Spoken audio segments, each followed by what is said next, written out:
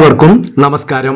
പ്രിയമുള്ളവരെ, ഇന്ന് നമ്മൾ ചർച്ച ചെയ്യാൻ പോകുന്നത് ദ സയൻസ് ഓഫ് മെഡിറ്റേഷൻ, അതായത് ധ്യാനത്തിന്റെ ശാസ്ത്രം എന്നതിനെ കുറിച്ചാണ്. മഹർഷി പതഞ്ജലിയാണ് യോഗസൂത്രം എന്ന ഗ്രന്ഥം സമഗ്രമായി ക്രമീകരിച്ചത്. നമ്മൾ മുന്നത്തെ വീഡിയോയിൽ പ്രതിപാദിച്ചതുപോലെ സനാതന ധർമ്മയുടെ ഷഡ് ദർശനങ്ങൾ വരുന്നതാണ് യോഗ ദർശനം. ഇന്ന് ലോകത്താകമാനം നിങ്ങൾ കണ്ടുവരുന്ന എല്ലാത്തരം യോഗകളും എല്ലാത്തരം മെഡിറ്റേഷൻ ടെക്നിക്കുകളുടെയും അടിസ്ഥാനം എന്ന് പറയുന്നത് പതഞ്ജലിയുടെ യോഗ ശാസ്ത്രമാണ്. യോഗയെക്കുറിച്ചുള്ള പതഞ്ജലി മഹർഷിയുടെ നിർവചനം വളരെ പ്രസിദ്ധമാണ്. അദ്ദേഹം ഒറ്റ വാക്കിൽ പറഞ്ഞത് യോഗ ചിത്തവൃത്തി നിരോധം എന്നാണ്. അതായത് മനസ്സിനെ അതിൻ്റെ ചഞ്ചലതയിൽ നിന്നും അസ്വസ്ഥതകളിൽ നിന്നും മാറ്റി ശാന്തമാക്കി ഏകാഗ്രമാക്കി നിർത്തുന്നതാണ് യോഗ. അദ്ദേഹം ലോകത്തിന് സംഭാവന ചെയ്തതാണ് അഷ്ടാംഗ യോഗം, അതായത് യോഗയുടെ 8 ഘട്ടങ്ങൾ. സമാധി എന്ന പരമമായ ശാന്തമായ അവസ്ഥയിലേക്ക് ഒരു സാധകനെ ശാസ്ത്രീയമായി പടിപടിയായി തയ്യാറാക്കുന്ന ഒരു മാർഗമാണ് അഷ്ടാംഗ യോഗം. ഇന്ന് നമ്മൾ അതിനെക്കുറിച്ച് ഈ വീഡിയോയിൽ ചർച്ച ചെയ്യാം. സമാധി എന്നത് വളരെ ലളിതമായി പറഞ്ഞാൽ മനസ്സ് എന്തെങ്കിലും ഒന്നിൽ പൂർണ്ണമായി ലയിച്ചു നിൽക്കുന്ന ഒരു അവസ്ഥയാണ്. അല്ലെങ്കിൽ ഞാൻ എന്ന ഭാവം, അഹങ്കാരം ഇല്ലാതെ മനസ്സ് നിലനിൽക്കുന്ന ഒരു അവസ്ഥയ്ക്കും സമാധി എന്ന് പറയാറുണ്ട്. സമാധിയിലുള്ള മനസ്സിന്റെ അവസ്ഥയെ മനസ്സിലാക്കുന്നതിന് മുമ്പ് നമ്മുടെ ഇപ്പോഴത്തെ മനസ്സിന്റെ അവസ്ഥ എന്താണെന്ന് നോക്കാം. ഈ ചിത്രത്തിൽ കാണുന്ന വെള്ളം പോലെയാണ് നമ്മുടെ മനസ്സ്. എപ്പോഴും ഇളകിക്കൊണ്ടിരിക്കുന്നു. സ്വസ്ഥമായി മനസ്സ് ഒരിടത്തും ഇരിക്കുന്നില്ല. 3 കാര്യങ്ങൾ നമ്മുടെ മനസ്സിൽ ഇടതടവില്ലാതെ, അതായത് നമ്മൾ ഉണരുന്നത് മുതൽ ഉറങ്ങുന്നത് വരെ മനസ്സിൽ സംഭവിച്ചുകൊണ്ടേയിരിക്കുന്നു. ഇതിനെയാണ് ചിത്തവൃത്തി എന്ന് പറയുന്നത്. ചിത്തം എന്നാൽ മനസ്സ് എന്നാണ് അർത്ഥം. വൃത്തി എന്നാൽ ഇളക്കം എന്ന് മനസ്സിലാക്കാം. എന്തൊക്കെയാണ് 3 കാര്യങ്ങൾ നമ്മുടെ മനസ്സിനെ എപ്പോഴും അസ്വസ്ഥമാക്കുന്നത്? 1 തോട്ട്സ്, ചിന്തകൾ. 2 ഇമോഷൻസ്, വികാരങ്ങൾ. 3 സെൻസേഷൻസ്, നമ്മുടെ 5 ഇന്ദ്രിയങ്ങൾ കൊണ്ടുവരുന്ന കാര്യങ്ങൾ. ഒരു നിമിഷം നിങ്ങൾ ചിന്തിക്കൂ. നിങ്ങൾ ഈ വീഡിയോ കാണുമ്പോൾ തന്നെ ഇത് 3ഉം സംഭവിച്ചുകൊണ്ടേയിരിക്കുന്നു. ഈ വീഡിയോ കാണുമ്പോൾ തന്നെ നിങ്ങൾ പലതും ചിന്തിക്കുന്നു, പ്ലാൻ ചെയ്യുന്നു. നിങ്ങളുടെ മനസ്സ് ഈ വീഡിയോയിലെ കാര്യങ്ങളെ വിലയിരുത്തുന്നു. പലവിധ വികാരങ്ങൾ നിങ്ങളുടെ മനസ്സിലൂടെ കടന്നു പോകുന്നു. നിങ്ങളുടെ ഇന്ദ്രിയങ്ങൾ ഈ വീഡിയോയുടെ ചിത്രവും ശബ്ദവും കൊണ്ടുവരുന്നു. അതുകൊണ്ട് തന്നെ മനസ്സ് സാധാരണയായി എപ്പോഴും ഇളകിക്കൊണ്ടേയിരിക്കുന്നു. ഇനി ഇതിൽ അടുത്ത പ്രധാനപ്പെട്ട ഒരു കാര്യം, ഇവിടെ ഈ ഇളക്കമുള്ള ഈ വെള്ളത്തിൽ ഒരിക്കലും ഒരു പ്രതിഫലനം കാണാൻ സാധിക്കുകയില്ല. ഇതേപോലെ അസ്വസ്ഥമായ മനസ്സിൽ ഒരിക്കലും നിങ്ങളുടെ യാഥാർത്ഥ്യം, അതായത് നിങ്ങളുടെ സച്ചിദാനന്ദ ആത്മാ പൂർണ്ണമായി പ്രതിഫലിക്കുകയില്ല. ഇനി നിങ്ങൾ ഈ ചിത്രം ഒന്ന് ശ്രദ്ധിക്കൂ. ഇതിനെ സമാധിയിലുള്ള ഒരു മനസ്സുമായി ഉപമിക്കാം. Totally absorbed state. അസ്വസ്ഥതകളില്ല, ചിന്തകളില്ല, ഇളക്കങ്ങളില്ല, പൂർണ്ണമായ ശാന്തത കൈവന്നിരിക്കുന്നു. ആകാശങ്ങളുടെയും മലകളുടെയും പ്രതിഫലനം വളരെ വ്യക്തമായി നിങ്ങൾക്ക് കാണാം. നിങ്ങളുടെ മനസ്സ് ഇതുപോലെ ശാന്തമാകുമ്പോൾ നിങ്ങളുടെ സ്വരൂപം വ്യക്തമായി പ്രതിഫലിക്കുന്നു. ഇങ്ങനെ ഒരു അവസ്ഥ നമുക്ക് സാധ്യമാണോ, അല്ലെങ്കിൽ ഒരു മനസ്സിന് സാധ്യമാണോ?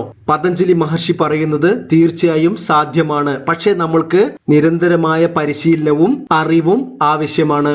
അപ്പോൾ ഈ അവസ്ഥയാണ് ചിത്തവൃത്തി നിരോധം എന്ന് മനസ്സിലാക്കുക. ഇനി നമുക്ക് അടുത്ത ഒരു പ്രധാനപ്പെട്ട കാര്യം മനസ്സിലാക്കാം. സമാധി എന്നാൽ മോക്ഷം അല്ല. സമാധി എന്നത് ഒറ്റ വാക്കിൽ നമ്മൾ മനസ്സിലാക്കി ചിത്തവൃത്തി നിരോധം. എന്നാൽ മോക്ഷം എന്നത് ആത്യന്തിക ദുഃഖ നിവൃത്തി, പരമാനന്ദ പ്രാപ്തി, നമ്മളുടെ ജീവിതത്തിലെ ദുഃഖങ്ങൾ പൂർണ്ണമായി ഇല്ലാതാക്കി ശാശ്വതമായ ആനന്ദം അനുഭവിക്കുന്ന അവസ്ഥ. അത് സ്വാതന്ത്ര്യമാണ്.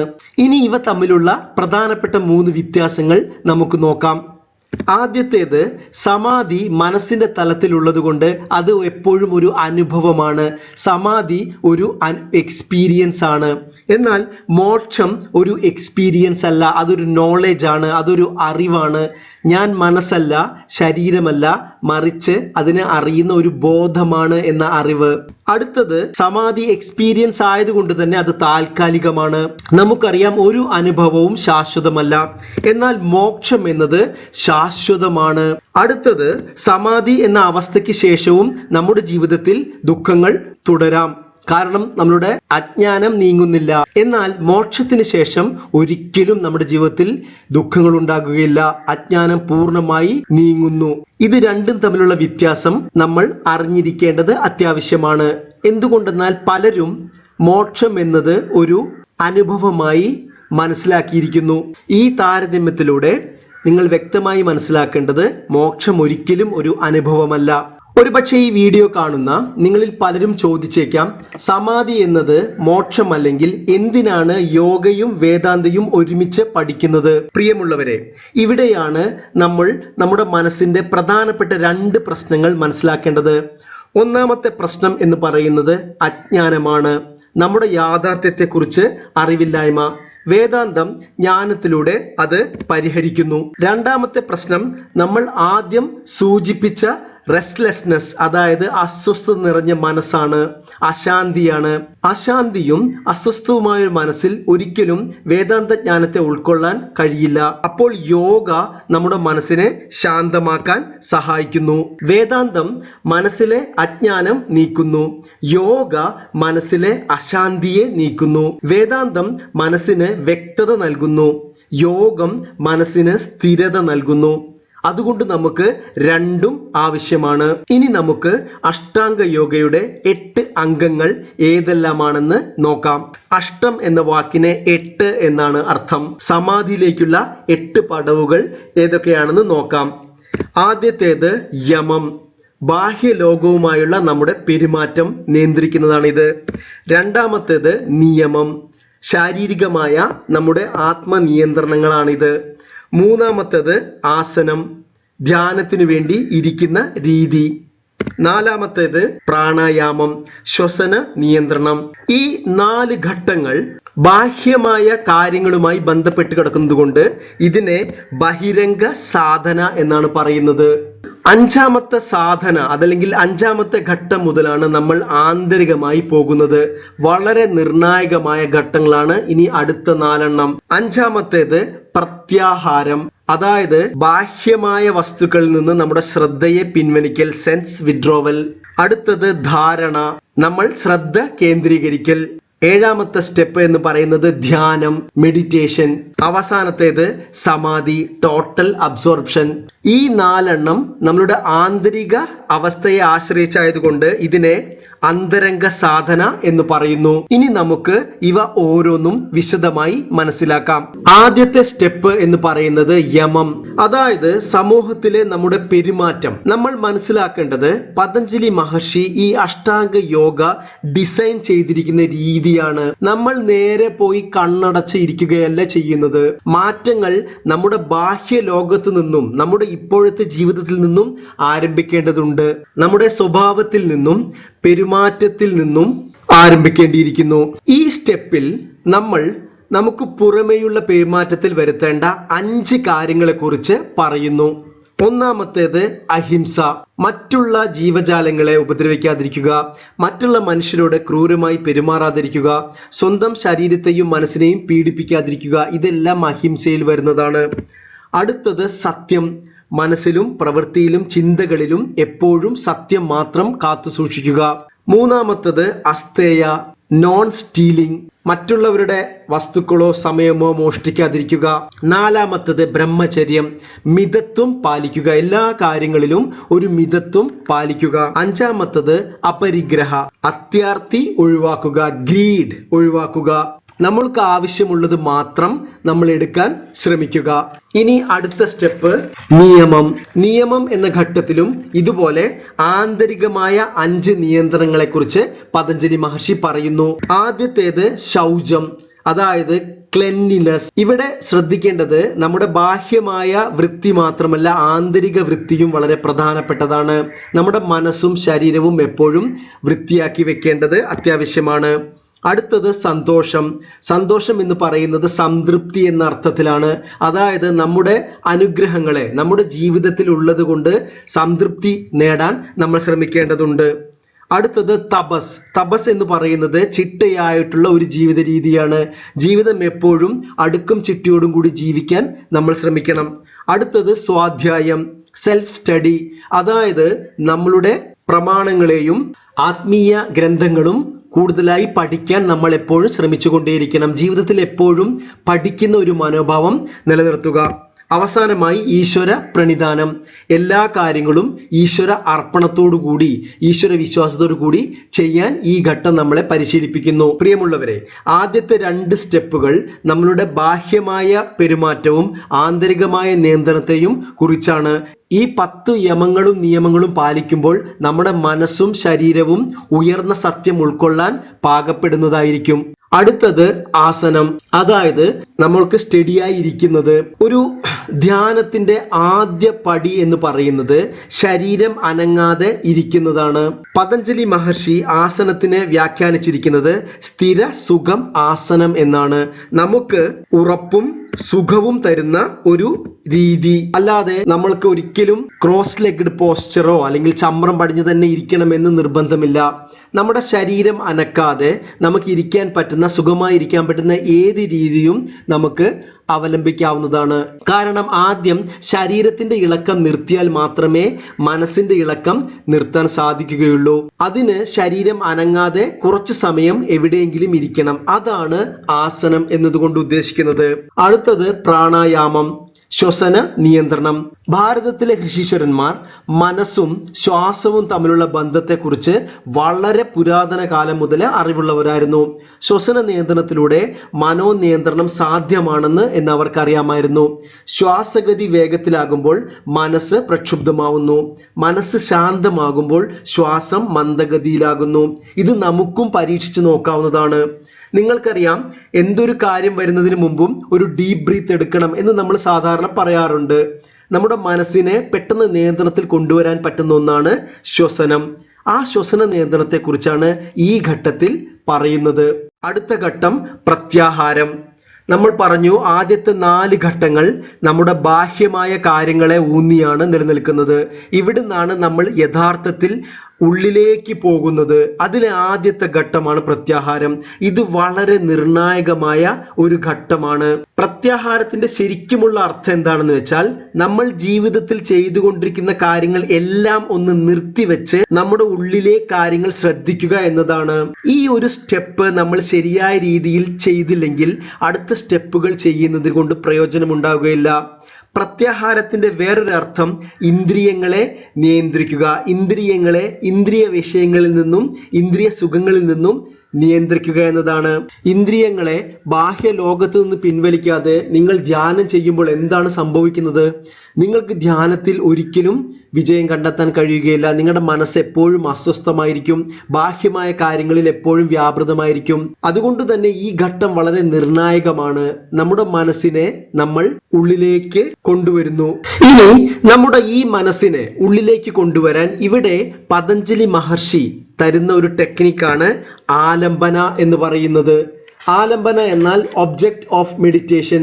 അത് എന്തുമാവാം. അതായത് നമ്മുടെ മനസ്സിനെ ബാഹ്യമായ കാര്യങ്ങളിൽ നിന്ന് എന്തെങ്കിലും ഒന്നിൽ ഉള്ളിലേക്കുള്ളതിലെ ശ്രദ്ധിക്കാൻ പറയുന്നു. അതൊരു പക്ഷേ മന്ത്രമാവാം, ഒരു രൂപമാവാം, ഒരു നാമമാവാം, അല്ലെങ്കിൽ ശ്വാസത്തിലേക്കാവാം. എന്തെങ്കിലും ഒന്നിലേക്ക് ശ്രദ്ധ കേന്ദ്രീകരിക്കാൻ പതഞ്ജലി മഹർഷി പറയുന്നു. ആ ടെക്നിക്കിനെ പറയുന്ന പേരാണ് ആലംബന. നമ്മൾ മെഡിറ്റേഷൻ എന്ന വീഡിയോയിൽ ഇതിനെക്കുറിച്ച് വ്യക്തമായി പറയുന്നതാണ്. ഈ ഘട്ടത്തിൽ നമ്മൾ പ്രത്യാഹാര എന്ന ഘട്ടത്തിൽ തിരഞ്ഞെടുത്ത ആലംബന, അതായത് ഒബ്ജക്റ്റ് ഓഫ് മെഡിറ്റേഷനിൽ നമ്മൾ ശ്രദ്ധ കേന്ദ്രീകരിക്കുന്നു. തുടക്കത്തിൽ ഒരിക്കലും നിങ്ങൾക്ക് അതിൽ ശ്രദ്ധ കേന്ദ്രീകരിക്കാൻ സാധിക്കുകയില്ല. അത് വളരെ ബുദ്ധിമുട്ടാണ്. ക്രമമായ പരിശീലനത്തിലൂടെ നമുക്കത് സാധ്യമാണ്. നമ്മൾ ആദ്യം ആ ഒബ്ജക്റ്റ് ഓഫ് മെഡിറ്റേഷൻ, അതായത് ആലംബനയിൽ ശ്രദ്ധിക്കുന്നു. നമ്മുടെ മനസ്സ് ഉടനെ തന്നെ മറ്റുള്ള ചിന്തകളിലേക്ക് വ്യാപൃതരാവുന്നു. വീണ്ടും മനസ്സിനെ നമ്മൾ ആലംബനയിലേക്ക് കൊണ്ടുവരുന്നു, വീണ്ടും പോകുന്നു. ഇതുപോലെ മനസ്സിനെ കൊണ്ടുവരുന്ന ആണ് ഇവിടെ കോൺസെൻട്രേഷൻ അല്ലെങ്കിൽ ധാരണ എന്ന സ്റ്റെപ്പിൽ പതഞ്ജലി മഹർഷി ഉദ്ദേശിക്കുന്നത്. പ്രിയമുള്ളവരെ, ഞാൻ ഇവിടെ പ്രതിപാദിക്കുന്നത് പതഞ്ജലി മഹർഷിയുടെ ധ്യാന രീതിയാണ്. എന്നാൽ ധ്യാനം എന്നത് പല രീതിയിൽ, പല സ്ഥലത്ത് പല രീതിയിൽ ഉണ്ട്. മെഡിറ്റേഷൻ ടെക്നിക്കുകൾ ഒരുപാട് തരത്തിലുണ്ട്. പക്ഷെ ഇവിടെ നമ്മൾ പ്രധാനമായും ചർച്ച ചെയ്യുന്നത് പതഞ്ജലി മഹർഷിയുടെ മെഡിറ്റേഷൻ രീതിയാണ്. എന്തായാലും നമ്മൾ മെഡിറ്റേഷനെ കുറിച്ച് ഒരു വീഡിയോ തയ്യാറാക്കുമ്പോൾ പലതരത്തിലുള്ള മെഡിറ്റേഷനും അതിന്റെ ടെക്നിക്കുകളെ കുറിച്ചും നമ്മൾ സംസാരിക്കുന്നതാണ്. അടുത്തത് ധ്യാനം, അതായത് മെഡിറ്റേഷൻ. ഇവിടെ ഈ ധ്യാനം എന്നതുകൊണ്ട് ഉദ്ദേശിക്കുന്നത് നമ്മൾ തിരഞ്ഞെടുത്ത ആലംബന, അതായത് നമ്മളുടെ ഒബ്ജക്റ്റ് ഓഫ് മെഡിറ്റേഷനിൽ അതിനെക്കുറിച്ചുള്ള മാത്രം ചിന്തകൾ വന്നുകൊണ്ടിരിക്കുന്ന ഒരു അവസ്ഥയാണ് ധ്യാനം. ഒരു ചിന്താ പ്രവാഹം എന്ന് വേണമെങ്കിൽ പറയാം. അതായത് നിങ്ങളുടെ മനസ്സ് എന്തായാലും ചിന്തകൾ വന്നുകൊണ്ടേയിരിക്കുന്നു. ഈ ഘട്ടത്തിൽ നമ്മൾ എന്ത് ചെയ്യുന്നു? നമ്മൾ പല ചിന്തകളെ ഒരു ചിന്തകളാക്കി മാറ്റുന്നു, ഒരു ചിന്തകളിലേക്ക് കൊണ്ടുവരുന്നു, ഒരു ചിന്തയിലേക്ക് മാത്രം ശ്രദ്ധ കേന്ദ്രീകരിക്കുന്നു. പിന്നീട് ആ ചിന്ത മാത്രമേ നമ്മുടെ മനസ്സിൽ ഉണ്ടായിരിക്കുകയുള്ളൂ. ഈ ഇടതടവില്ലാതെ ഒരേ ചിന്ത പോകുന്നതിനെയാണ് ധ്യാനം എന്നതുകൊണ്ട് ഉദ്ദേശിക്കുന്നത്. ഇനി അവസാനമായി സമാധി, ടോട്ടൽ അബ്സോർപ്ഷൻ. നമുക്കറിയാം സമാധിയുടെ തൊട്ടു മുന്നിലത്തെ ഘട്ടം ധ്യാനമാണ്. ധ്യാനത്തിൽ ഒരേ ഒരു ചിന്ത മാത്രമേ ഉള്ളൂ, ഒബ്ജക്റ്റ് ഓഫ് മെഡിറ്റേഷൻ മാത്രമേ ഉള്ളൂ. ധ്യാനം എന്ന അവസ്ഥ വരെ നമ്മൾ ധ്യാനിക്കുന്ന ആളും ധ്യാനം ചെയ്യുന്ന വസ്തുവും രണ്ടായി ഉണ്ടായിരുന്നു. എന്നാൽ സമാധിയിൽ അത് ഒന്നായി തീരുന്നു. ഇവിടെ ധ്യാനിക്കുന്ന ആൾ ഉണ്ടാവുന്നില്ല. അതായത് നമ്മളുടെ അഹങ്കാരം, ഞാൻ എന്ന് പറയുന്ന ഐഡന്റിറ്റി, ഞാൻ ധ്യാനിക്കുന്നു എന്ന ചിന്ത പോലും ഉണ്ടാവുന്നില്ല. മറിച്ച് ആ ഒരുപക്ഷെ മന്ത്രമായിരിക്കാം, അല്ലെങ്കിൽ ശ്വാസമായിരിക്കാം, അതിലേക്ക് മാത്രം മനസ്സ് കേന്ദ്രീകരിച്ച് ലയിച്ച് നിൽക്കുന്ന അവസ്ഥയാണ് സമാധി. സമാധി എന്ന വാക്കിന്റെ അർത്ഥം നോക്കിയാൽ സ പ്ലസ് അ പ്ലസ് ധ, ഇത് ചേരുന്നതാണ് സമാധി. എന്ന് വെച്ചാൽ എന്തിലെങ്കിലും ഒന്നിൽ മനസ്സ് ഉറപ്പിച്ചു നിർത്തുന്നതിനെയാണ് സമാധി എന്ന് പറയുന്നത്. ഇവിടെ എന്തിലാണ് ഉറപ്പിച്ചു നിർത്തുന്നത്? നിങ്ങളുടെ യാഥാർത്ഥ്യത്തിൽ, നിങ്ങളുടെ സത്യത്തിൽ മനസ്സിനെ ഉറപ്പിച്ച് നിർത്തുന്നു. നമ്മൾ നേരത്തെ പറഞ്ഞ പോലെ സമാധി എന്ന് പറയുന്നത് ഒരു അവസ്ഥയാണ്, ഒരു താൽക്കാലിക അവസ്ഥയാണ്. കുറച്ചു സമയം നിങ്ങളുടെ മനസ്സ് സമാധിയിൽ നിൽക്കുകയും പിന്നീട് സാധാരണ രീതിയിലേക്ക് തിരിച്ചു പോവുകയും ചെയ്യും. പക്ഷേ അത് നിങ്ങൾക്ക് വളരെ ബ്ലിസ്ഫുൾ ആയിട്ടുള്ള ഒരു എക്സ്പീരിയൻസ്, അല്ലെങ്കിൽ വളരെ അനുഭൂതി നിറഞ്ഞ ഒരു അനുഭവം നിങ്ങൾക്ക് സമ്മാനിക്കുന്നു. പ്രിയമുള്ളവരെ, നമ്മൾ ഈ വീഡിയോ അവസാനിപ്പിക്കാൻ പോവുകയാണ്. ഒരു നിമിഷം നിങ്ങൾ ഒന്ന് ചിന്തിക്കൂ. അഷ്ടാംഗ യോഗ എന്നത് കേവലം ഒരു അഭ്യാസമോ ഒരു ശ്വസന നിയന്ത്രണമോ അല്ലെങ്കിൽ ഒരു ധ്യാനമോ അല്ല. ഇത് ഒരു ജീവിത രീതിയാണ്. നിങ്ങളുടെ ജീവിതം പൂർണ്ണമായി മാറ്റാൻ കഴിയുന്ന ശക്തമായ ഒരു ശാസ്ത്രീയ അടിസ്ഥാനമാണ് അഷ്ടാംഗ യോഗ. നിങ്ങൾ ആലോചിക്കൂ, ഇത് തുടങ്ങുന്നത് തന്നെ നമ്മുടെ ജീവിത രീതിയിൽ നിന്നാണ്, നമ്മുടെ പെരുമാറ്റങ്ങളിൽ നിന്നാണ്. യമം നമ്മൾ മനസ്സിലാക്കി. അടുത്തത് നമ്മുടെ ആന്തരികമായിട്ടുള്ള കാര്യങ്ങളെക്കുറിച്ചുള്ള നിയമം, 5 കാര്യങ്ങൾ നമ്മൾ മനസ്സിലാക്കി. നമ്മളുടെ ബിഹേവിയർ, നമ്മളുടെ പെരുമാറ്റം, നമ്മുടെ സത്യസന്ധത എല്ലാം വളരെ പ്രധാനപ്പെട്ടതാണ്. അടുത്തത് നമ്മൾക്ക് ധ്യാനത്തിന് വേണ്ടി ശരീരം അനങ്ങാതെ ഇരിക്കാൻ നമ്മളെ പരിശീലിപ്പിക്കുന്നു. അടുത്തത് ശ്വസന നിയന്ത്രണം, പ്രാണായാമം എന്ന ഘട്ടത്തിൽ നമ്മൾ മനസ്സിലാക്കി, അതിനെ പരിശീലിപ്പിക്കുന്നു. അവസാനമായി നമ്മൾ ഒരു ഒബ്ജക്റ്റ് ഓഫ് മെഡിറ്റേഷൻ ചൂസ് ചെയ്യാനും അതിൽ ശ്രദ്ധ കേന്ദ്രീകരിക്കാനും നമ്മൾ മനസ്സിലാക്കുന്നു. ചിന്തകൾ മാത്രമുള്ള ഒരു അവസ്ഥ, ധ്യാനാവസ്ഥയിലേക്ക് നമ്മളെ എത്തിക്കുന്നു. നിങ്ങൾ ഒരിക്കലും അനുഭവിച്ചിട്ടില്ലാത്ത അനുഭൂതി നിറഞ്ഞ ശാന്തമായ ഒരു അനുഭവം തീർച്ചയായും അഷ്ടാംഗ യോഗ നിങ്ങൾക്ക് നൽകുന്നതായിരിക്കും. പക്ഷേ ഇതിന് വളരെ പടിപടിയായ ചിട്ടയായ സാധനകളും പരിശീലനങ്ങളും ആവശ്യമാണ്. അതുകൊണ്ട് അഷ്ടാംഗ യോഗ എന്ന് പറയുന്നത് വെറും ഒരു ഇൻഫർമേഷൻ അല്ല, മറിച്ച് നിങ്ങളുടെ ജീവിതം മാറ്റിമറിക്കുന്ന ട്രാൻസ്ഫോർമേഷൻ ആണ്. Ashtanga yoga is not information but transformation. ഈ വീഡിയോ കണ്ടതിന് ഒരുപാട് നന്ദി. ചാനൽ സബ്സ്ക്രൈബ് ചെയ്യണമെന്ന് അഭ്യർത്ഥിക്കുന്നു. ചാനൽ സബ്സ്ക്രൈബ് ചെയ്ത മാന്യ അംഗങ്ങൾക്ക് ആഴത്തിലുള്ള നന്ദി രേഖപ്പെടുത്തുന്നു. അടുത്ത ഒരു വീഡിയോയിൽ വീണ്ടും കാണാം. നന്ദി, നമസ്കാരം.